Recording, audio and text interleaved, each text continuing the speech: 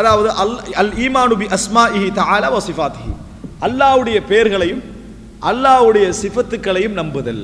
எப்படி நம்புதல்?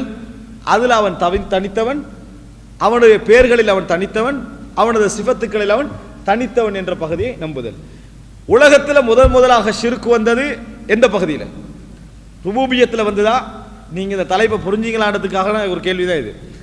உலகத்தில் முதலாக ஷிர்க் வந்தது ருபூபியத் என்ற பகுதியிலா, உலூஹியத் என்ற பகுதியிலா, அஸ்மா சிஃபாத் என்ற பகுதியிலா? முதலாவது ஷிர்க் வந்தது உலகத்தில்.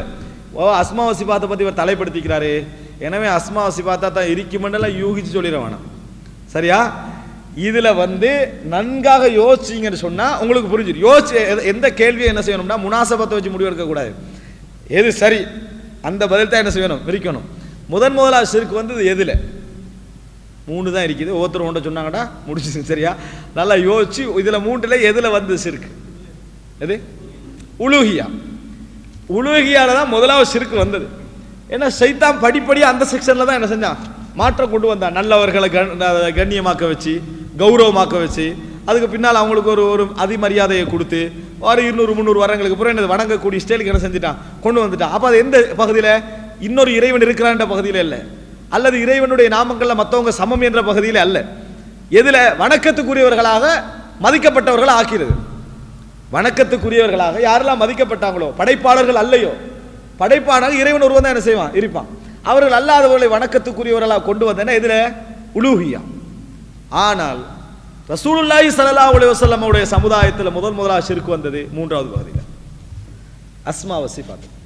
ரசூலுல்லாஹி ஸல்லல்லாஹு அலைஹி வஸல்லம் அவர்களுடைய சமுதாயத்தில் முதலாக வழிகேடு ஷிர்க்குகள் வர ஆரம்பித்ததெல்லாம் அஸ்மா வ சிஃபாத்திலே.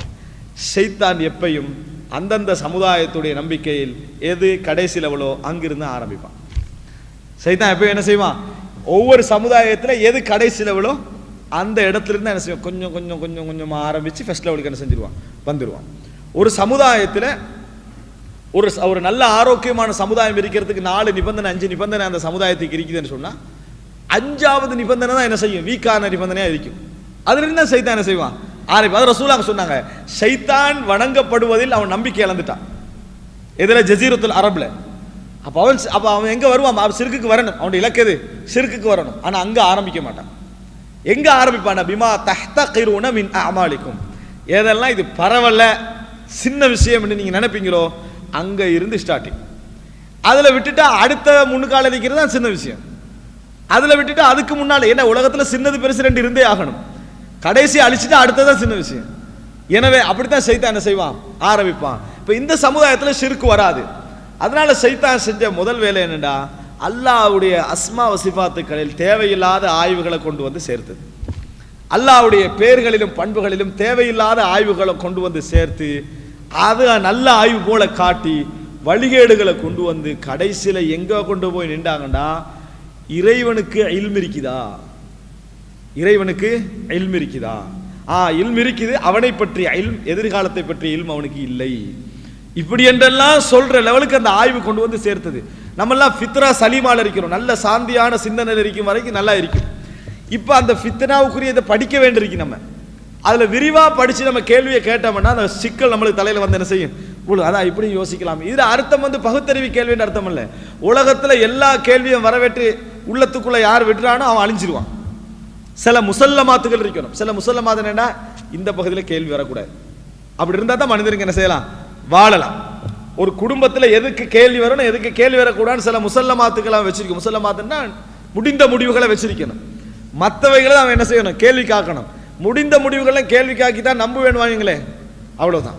அவனுக்கு என்ன செஞ்சிடும், வாழ்க்கையில வாழ முடியாத ஒரு கட்டம் வரும். அந்த மாதிரி ஷைத்தான் என்ன செஞ்சான், சிந்தனை போக்குகளை உருவாக்கினான். அதனால நம்ம சலாமத்தான விஷயத்தை நம்ம புரிஞ்சு கொள்வதற்காக முதலாவது புரிந்து கொள்ள வேண்டும், அல்லாஹு தாலா தனக்கு ஒரு பெயர் என்று சொல்லலை, தனக்கு பல பெயர்கள் இருப்பதாக அல்லாஹு தாலா சொல்றான். உதாரணமாக முதலாக அல்லாஹ்வுடைய பெயர்களை மறுத்தவர்கள் வரலாற்றில் காபிர்கள் யாருன்னு பார்த்தோம்னா ரசூல் ஸல்லல்லாஹு அலைஹி சமுதாயத்தோடு சேர்த்து சொல்றேன், ஜாஹிலிய மக்கள்.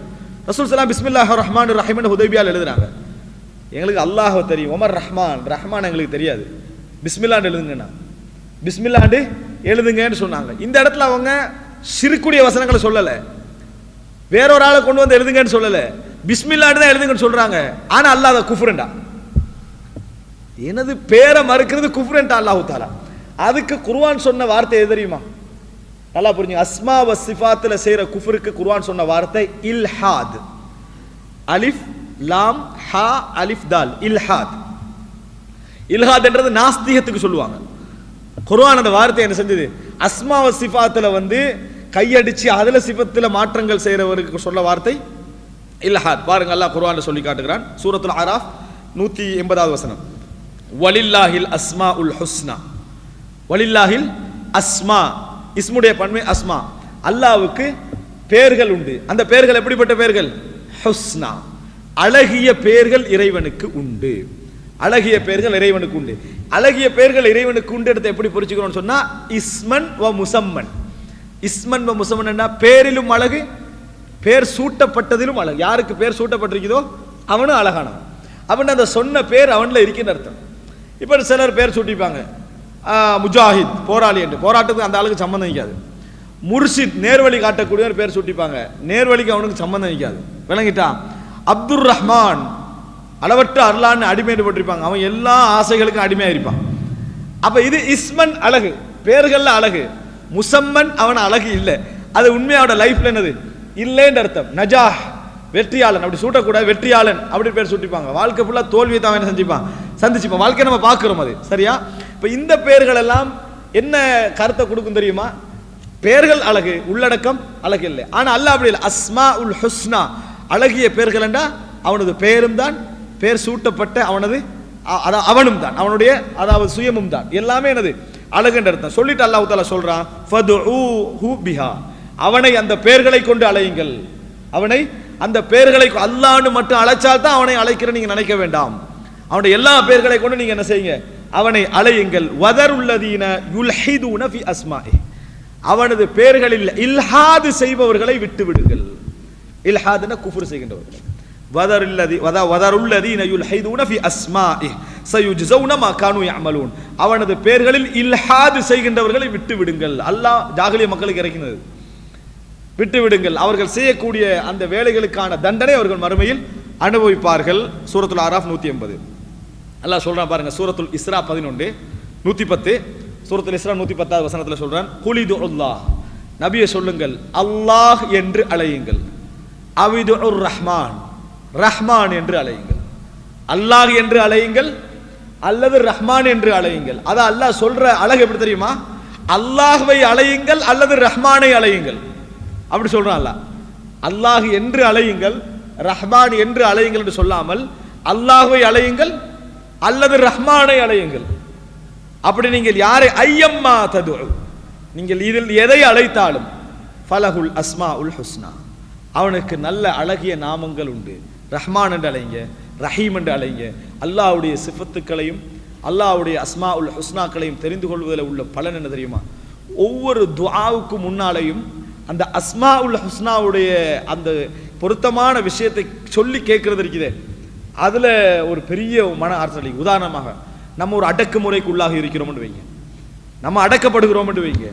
அந்த நேரத்தில் இந்த அடக்குமுறையெல்லாம் ஒன்றுமே நம்மளை செய்யாது என்று ஒருவர் துவா கேட்க விரும்புகிறான். அவர் எப்படி துவா கேட்க தெரியுமா? யா ஜப்பார், அடக்கி ஆளக்கூடியவனே.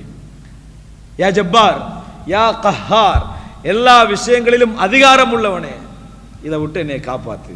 அப்படின்னா என்ன? நீ எல்லாம் ஜப்பரே இல்லை, உன்கிட்ட அதிகாரமே கிடையாது. உண்மையில் ஜப்பார் யாரு? அல்லாஹ். உண்மையில் கஹார் யார்? அதான். நம்ம ரஹ்மத் அல்லாஹ் இடத்துல கேட்கிறோமா?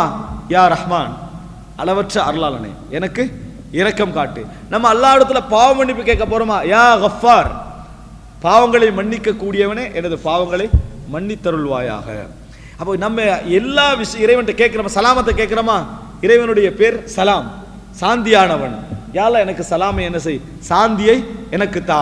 அஸ்ஸலாமு அலல்லான்னு சொன்னாங்க, அல்லாவின் மீது சாந்தியை நபித்தோல சொல்லிக்கிட்டு இருந்தாங்க. அப்ப ரசூல் ஸல்லல்லாஹு அலைஹி வஸல்லம் அப்படி சொல்ல வேண்டாம். ஏண்டா இன்னல்லாஹ ஹுவஸ் சலாம், அல்லாஹ் தான் சலாம், அவன்கிட்ட சலாத்தை கேட்கணும். அப்ப இங்க எல்லாம் என்ன புரிஞ்சுக்கிறோம்னா, அந்த பேர்களை சொல்லி அந்த இடத்துல கேட்பது இருக்கிறதே, அந்த இடத்துல ஒரு பெரிய ஒரு சக்தி நம்மளுக்கு உள்ளத்துக்குள்ள என்ன செய்யும், அந்த ஒரு உணர்வு நம்மளுக்கு வரும். எல்லா இடங்களிலும் நம்ம அப்படி என்ன செய்யலாம்?